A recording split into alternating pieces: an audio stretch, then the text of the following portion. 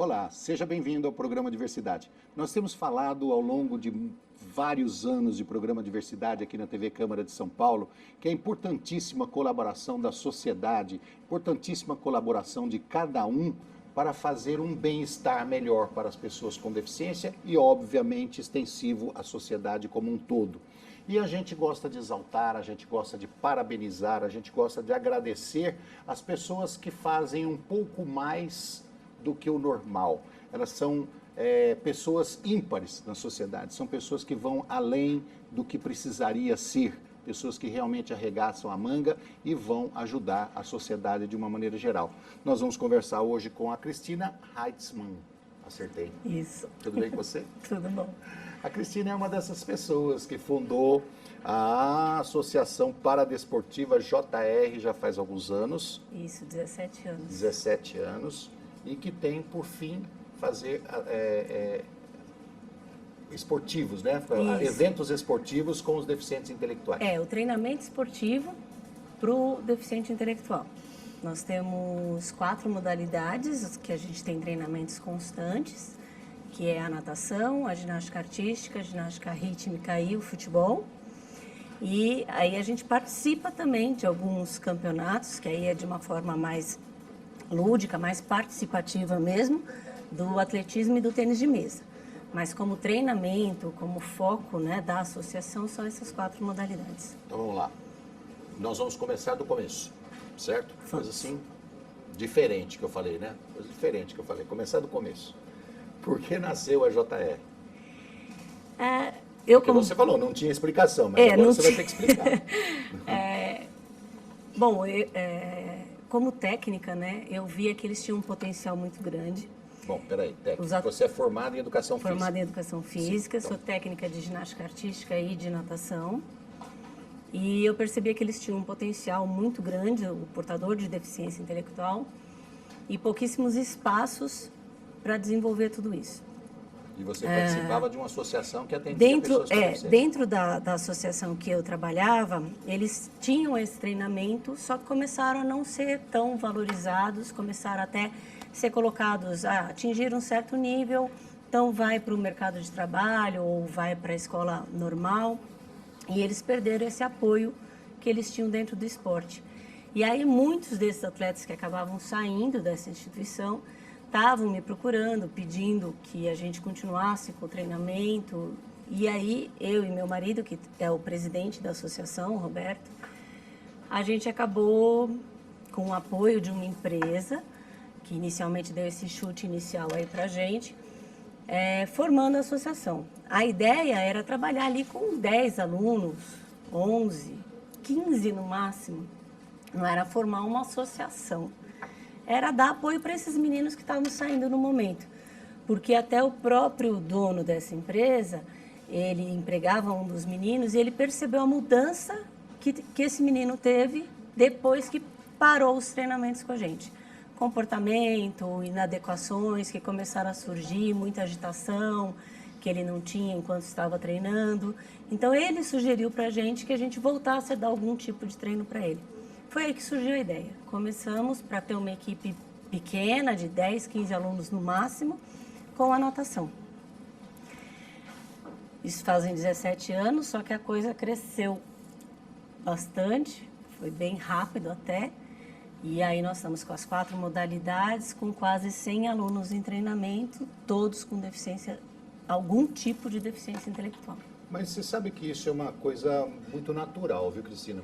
Toda vez que você monta uma associação, uma ONG, uma UCIP, que dá espaço para as pessoas com deficiência de uma maneira geral, a tendência é crescer rapidamente. Por quê? Porque a demanda é muito alta, né? Nós temos hoje no Brasil 20% da população com algum tipo de deficiência. E nós não temos, em hipótese nenhuma, assistência para nem próximo disso. Nem próximo disso. Nós não temos, por parte do governo, ou por parte dos governos estaduais, municipais e federais, nós não temos a atenção em todos os âmbitos para essa população. É uma população muito grande, nós estamos falando aí 40 milhões de pessoas, certo? População muito grande. E o que acontece? Essas crianças, elas ficam dentro da família. E é aquilo que você falou. Elas têm uma energia muito grande, precisa de gastar essa energia. Quando para de fazer o evento esportivo, tem mudanças de comportamento, né? Que é o caso do dono da empresa lá que reclamou do menino, certo? Então, o que a família percebe isso também, a calma da criança, quando ela está praticando o esporte, quando ela está frequentando uma associação, quando ela tem uma participação social. Exatamente. Que nós somos seres sociais. E os deficientes não deixam de ser, tá? Os deficientes são seres sociais que precisam participar e na sua plenitude. No mercado de trabalho, na religião, no amor, no exercício físico, no esporte, tudo mais. Inclusive é um tema que é muito tabu, a questão do amor, a questão do sexo. Sexualidade. A sexualidade é um assunto muito tabu, ninguém fala nisso. Qualquer hora dessa nós vamos abordar esse tema aqui. Que eles são plenamente capazes em tudo. Então a demanda é muito forte. Então quando você abre uma casa para 2 pessoas, você pode ter certeza que no final de 2 anos tem 200. Vai ser. Você começou prevendo no máximo 15. 10, 15 no máximo. 10, 15. Porque agora, qual é a nossa dificuldade, né? São os espaços para poder treinar, como a gente não tem uma sede própria, a gente depende dos locais emprestarem o espaço, um horário. Então, a gente tem essa dificuldade com os locais, porque uma piscina, né, tem que ser uma piscina olímpica, o pessoal é para treinamento, a gente está com uma turma, por exemplo, na natação, que a gente está visando a Paralimpíada. Eles estão indo agora para o Mundial no México. Nós vamos falar sobre agora isso. No finalzinho. Então, é um pessoal de alto rendimento também. Apesar da gente ter a turma de base, mas a gente tem uma turma de alto rendimento. Então, a gente precisa de um equipamento, né, um espaço com equipamento adequado. E não é fácil você conseguir para colocar todo esse pessoal lá dentro. E professores também capacitados para dar aula para todo esse pessoal. Custa caro, né? Seu marido chama Roberto? Roberto. Obrigado, Roberto. Um abraço para você. Começou com 10? Na verdade tá começou com 2, que era para chegar em 10. Era para chegar em 10. Hoje está com quantos? Quase 100 alunos. Quase 100. Isso que a gente está segurando. Vamos, olha lá, o JR, vamos juntos com o Roberto, né? É quase isso. Juntos com o Roberto virou JR, quase já está indo para 200 já. A gente está segurando porque não tem onde colocar. E o Roberto também é formado em Educação Física? Formado em Educação Física. 2 professores. 2 professores. Imagina a luta de vocês. Todo dia. Imagina a luta de vocês. Você disse que tem vários locais de treinamento. Isso. Chega a Zona Leste, Zona Sul, né? Centro, você vai mudando de lugar. Onde tem uma piscina. A gente já passou por outros lugares, né? Hoje a gente está no Centro Olímpico, no Centro Paralímpico, no E como Corinthians. é que fica a condução desse pessoal, menina? Como é que faz o transporte dessa turma toda? Cada um tem que se virar para ir. Tem que ir. Normalmente ou os pais que levam, ou alguns Mas que já tem têm uma agenda condição. montada. Tem os horários certinhos de treinamento, então os pais que levam, alguns pais conseguem se organizar para um levar, outro buscar, dependendo de onde mora, e alguns que têm um comprometimento menor, que conseguem ir sozinhos, né? Mas são poucos. Você sabe, Cristina, que eu estava conversando com um pessoal de uma outra associação desportiva do deficiente, e ele estava dizendo para mim que a associação desportiva fica perto da ACD ali. Uhum. E tinha um atleta dele que vinha lá do Jardim Ângela. O Jardim Ângela, para quem não conhece, os paulistanos, é quase extremo sul de São Paulo. Aquela pontinha lá. Né? É onde um pouquinho mais você já enxerga o mar no mirante ali. Eu tenho atleta que vem de Cipó e vai ali para o Centro Olímpico, que é ali na Ibirapuera. Vem de Cipó, que é depois de Parelheiros. Tem atleta de Diadema, tem atleta de Arujá, Guarulhos, Jundiaí, vem para São Paulo para treinar aqui. E olha o esforço desse pessoal. Atibaia vem para São Paulo para treinar com a gente. Então, assim, eles dependem muito dos pais, porque se o pai não der o apoio também, não, mas não esse tem como menino chegar. que o rapaz lá da Associação Desportiva do Deficiente estava falando para mim que é o seguinte, ele começava o treinamento às 7 horas da manhã. Ele saía de lá 5 horas da manhã. Cadeirante, vinha de ônibus. 5 horas da manhã sai de casa, para chegar às 7 horas. Diz que o rapaz nunca atrasou. Ficava no horário certo, treinava que nem um doido lá. certo? E aí, Cristina, é que você que está mexendo com o esporte, você que conhece a dificuldade dos deficientes, sejam deficientes intelectuais e os físicos, a dificuldade e o esforço que eles fazem para chegar, por exemplo, a uma Paralimpíada, eu fico pensando, será que nós não deveríamos dar mais ênfase, mais horário, mais foco na Paralimpíada do que na Olimpíada?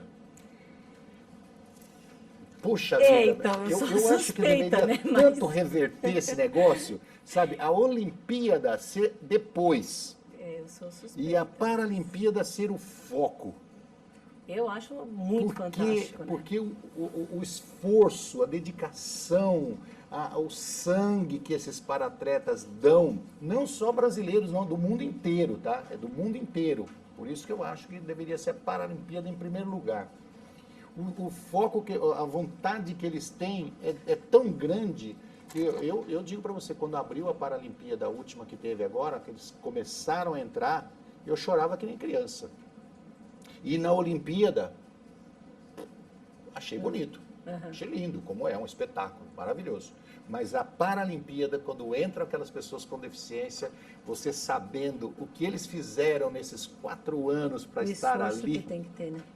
sabe, deficiências graves, você fica imaginando o que eles fizeram para chegar até ali. Eu chorei o desfile inteirinho. Então, eu acho que assim, está melhorando bastante, a visibilidade é maior hoje. Dentro, tem que chorar um pouco o meu lado, que é a deficiência intelectual, eu acho que ela está ainda um pouco atrás das outras deficiências, ela acabou perdendo espaço, talvez até pela visibilidade que não é tanta.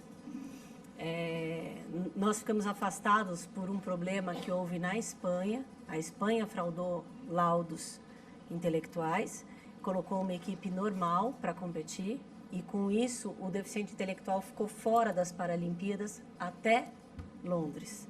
Então a gente teve um buraco onde a gente não participava. Ah, sacanagem isso. E é assim, é a mesma coisa, né? Então um político roubou, então todos estão... Não existe mais político. Foi isso que fizeram com o deficiente intelectual. Um fraudou, todos os intelectuais foram expulsos do movimento. Não foi só a Espanha, foram todos. Então, assim, o mundo inteiro pagou uma conta. Mas eles recuperam. Então, a gente está correndo atrás ainda um pouco. Mas eu acho que tem melhorado, a visibilidade está aumentando, o conhecimento. Eu acho que o que precisa é as pessoas conhecerem, né? Terem conhecimento do que é. Ô, Cristina, você vai dar um tempinho para nós, que nós vamos para um rápido intervalo e já voltamos. Estamos de volta com o programa Diversidade, hoje conversando com a Cristina Heitzmann, que é fundadora e diretora da JR, que é uma associação paradesportiva e está com muita história para contar nesses 17 anos, né? Já falou até mal da Espanha aí. Só um pouquinho. Só um pouquinho. Não falamos mal do país, não. Falamos mal de uma atitude que foi tomada lá. Que todo mundo sabe. Que todo mundo sabe. Colocaram pessoas sem deficiência para participar da Paralimpíada e isso fez com que contribuísse para que todos fossem prejudicados. Exatamente. Né? Cristina, você disse para mim que são 4 modalidades que você atua fortemente, que é natação, ginástica artística, ginástica rítmica e futebol. As 4 modalidades estão na Paralimpíada? Não. Não? Não. Dentro do deficiente intelectual, só a natação, o atletismo e o tênis de mesa são modalidades paralímpicas. Para deficiência intelectual? Não só essas eu pensei que eles participassem de todo. Não, eles participam de levantamento de peso, arremesso de disco. Disco, sim, faz parte do atletismo. Faz parte? Porque eu já vi. No disco, sim. Então, porque faz parte do programa de atletismo. Mas, como modalidade, somente a natação, atletismo e tênis de mesa. O deficiente intelectual só pode... Dentro do atletismo tem um monte. Tem uma série, salto... Tá. Né? Então, a gente só tem essas 3 modalidades para o deficiente intelectual participar como então, Paralimpíada. Não. Dança não. Ginástica ainda não. Você pega os deficientes... Mas a gente tem as competições a nível estadual e nacional e mundial. E mundial. Mundial tem, os mundiais de ginástica, por exemplo, tem. E tem um segmento dentro da deficiência intelectual, porque a deficiência intelectual, ela tem uma classe única. Então, todos competem em uma única classe. Diferente da deficiência física, por exemplo, que dentro da natação tem 10 classes. Desde aquele com maior comprometimento até aquele que tem menor comprometimento. Mas o intelectual também não deveria ser dividido? Porque tem a deficiência intelectual profunda e a deficiência intelectual leve, que é quase imperceptível. Exatamente. E chega aquela quase nome de limítrofe. Exatamente. Limítrofe não poderia participar das nossas competições, né? Eles não entram dentro do deficiente intelectual, mas eles têm uma classe única. Então, por exemplo, um atleta com síndrome de Down, que é um deficiente intelectual, vai competir com um deficiente intelectual leve, que não tenha nenhum outro tipo de comprometimento, como o Down tem, a nível motor, físico. Então... Isso é injusto. É o que a gente briga muito para que tenham outras categorias. Sim. Outras classes, na verdade. Vamos lá. E aí, dentro do mundo, só para completar, existe um segmento mundial onde existem competições só para síndrome de Down, por exemplo. Então, existe o campeonato mundial para o síndrome de Down. Teve agora na Itália o Trisomy Games, que foi o ano passado, que é como uma Paralimpíada, com várias modalidades, só para síndrome de Down. Então, a JR participou, representando o Brasil lá. Aí sim nós levamos a ginástica artística, a ginástica rítmica, a natação, o atletismo e o futebol. E o tênis de mesa. Levamos 6 modalidades para lá. Tênis de mesa é ping-pong, viu, gente? Exatamente. Todo professor de educação física e atleta da área não gosta que fale ping-pong, é tênis de mesa. Tênis de mesa. Mas para nós, leigos aqui, isso é ping-pong. É o tênis de mesa. Você pega, desde que idade, os seus atletas? Então, o meu menorzinho tem 4 anos. E a minha atleta mais velha tem 66. E qual é a idade que pode participar de Paralimpíadas? Pode qualquer idade? Não, para Paralimpíada mesmo, acho que é acima de 14 só. E idade mais velha? Acho que não tem limite. Não tem limite. Desde que tenha o índice, né, não tem limite.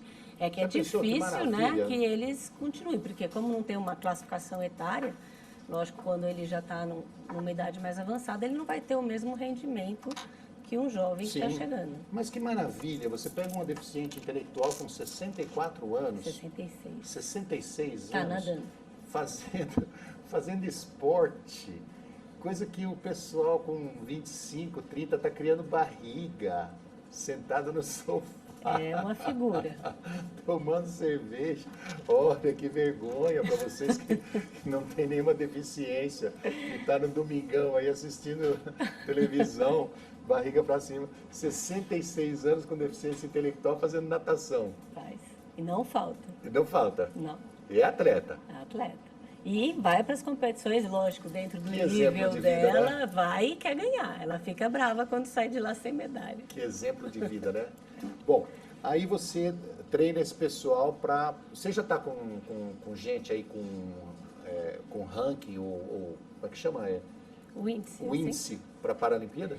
Ainda não está sendo feito esse ranqueamento agora, né? Nós estamos com... Agora, final agora de dezembro, não, final de novembro, nós estamos indo para o México, que é o Mundial da INAS. Mundial de Natação. Aí começa a classificação. Então, aí já são, né, alguns períodos que o pessoal já fica de olho nesse rendimento. Tem já um ranqueamento, teve o índice mínimo para poder ser convocado para esse Mundial. Do Brasil foram 13 atletas classificados, que vão representar, fazem parte da seleção brasileira. Desses 13 atletas que estão indo, 6 são da JR. E quem faz essa escolha é o Comitê Paralímpico Brasileiro? Para esse, é a CBDI, que é a Confederação Brasileira de Deficiência Intelectual. É ela... Mas nós não temos um Comitê Paralímpico que tem que... Sim, para ir para a Paralimpíada é o comitê. Mas como esse é um segmento ainda mundial da INAS, do deficiente intelectual, nós temos uma Confederação Brasileira, que é a CBDI, é ela que convoca esses atletas para esse Mundial da INAS.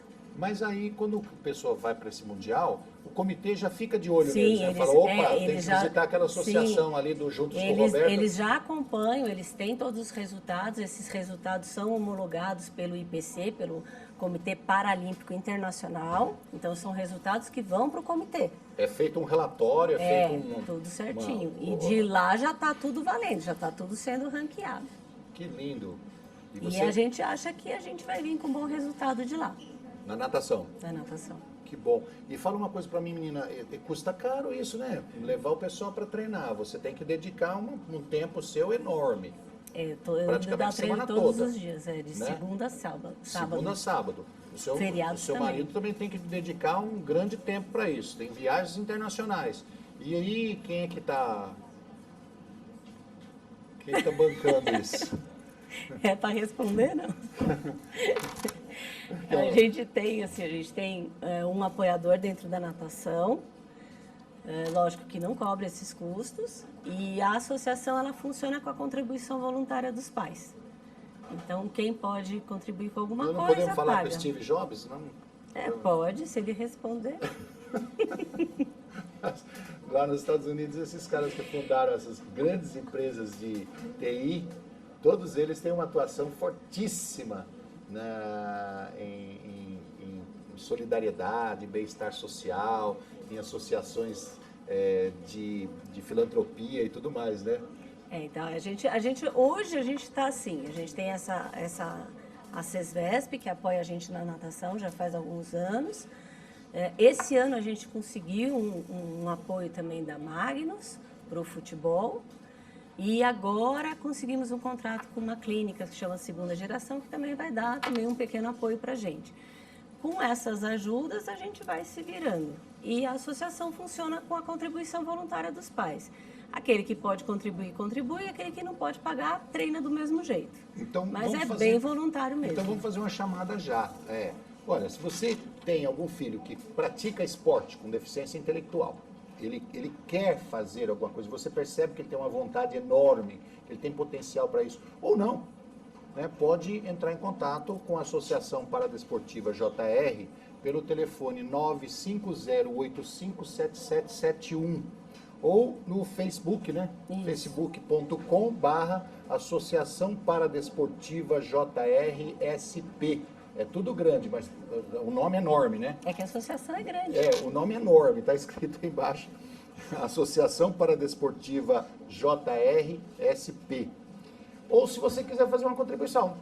Tem uma bola de futebol? Quer dar? Pode então, mandar estamos também. aceitando. Tem um maiô lá? Manda também. Estamos aceitando. Tem uma verba boa? Manda também. Tem uma verba boa? $1 milhão aí perdido, encostado em algum canto, embaixo da cama. Uma mala Nem qualquer. sabia que tinha esse dinheiro. Né? Pode doar para o JR. E aí, quais são as suas perspectivas de futuro? Assim, ganhar uma medalha paralímpica? Ganhar uma medalha mundial? Primeiro ganhar uma medalha mundial, que eu quero que venha agora. Eu acho que vem. E classificar o atleta para a Paralimpíada, que eu acredito também que para essa próxima eu vou estar lá. Quer dizer, eu não, né? A minha atleta. Que ela estar não quer dizer que eu vou estar também. Mas... E o terceiro objetivo, chegar a 400 atletas. Olha, eu queria poder manter esses que eu tenho sem tanto sufoco. Você pretende, por exemplo, pleitear ou ir buscar de alguma forma, seja através de doação do governo, da prefeitura ou de alguma entidade, uma sede própria? Existe esse sonho? Eu não sei se eu tenho esse sonho.